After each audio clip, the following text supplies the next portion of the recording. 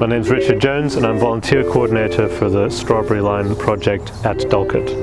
Well, we see our role as twofold. On the one hand, we look after existing stretches and maintain them, and we also campaign to create new stretches, which involves clearance work and campaigning. Well, we live in an area where it's almost impossible to get around without a car, even relatively short distances, because the roads are so busy and so dangerous. Hundreds of new developments get the go-ahead all over Mendip, and yet the infrastructure isn't touched at all. That means there are more and more cars on the road, and which means more pollution and poorer quality of health for all. And so we want to make sure it's easier for people, or even possible, to travel by bike or on foot between villages and towns in Somerset. So the Strawberry Line, the name derives from the Cheddar Valley Line, which was nicknamed the Strawberry Line because of the strawberry lines that it collected from the south-facing Mendip slopes at Rodney Stoke and delivered to London and Birmingham.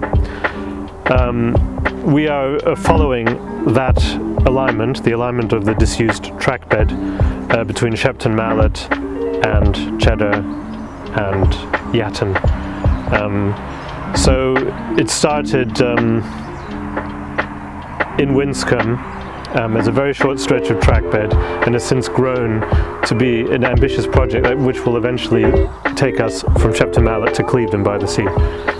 The Strawberry Line is what we would call a shared use path. It's or a greenway. The ambition is to have an all-weather surface that is suitable for wheelchair users, cyclists, parents with buggies.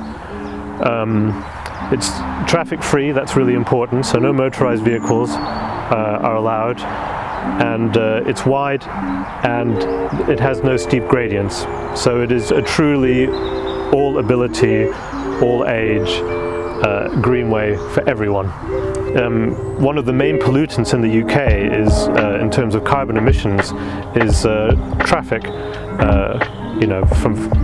Driven by petrol, fossil fuels, and studies have shown that actually the majority of car journeys are 2 miles or less, and which to us is absolutely absurd. So when people want to get around by relatively short distances, they always hop in the car, and we really need to change the way we get around locally, and these paths are absolutely crucial, because at the moment, as soon as you leave a town, you have one incredibly busy road with blind turns at every turn, and we need to.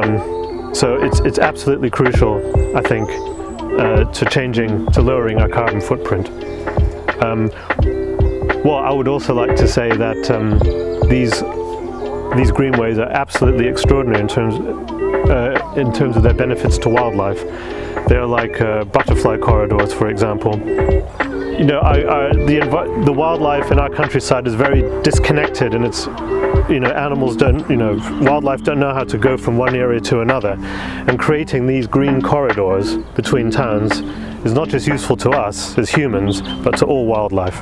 Go to our website and you'll see emails for the volunteer coordinators for the local groups, and get in touch, and we are always looking for more volunteers.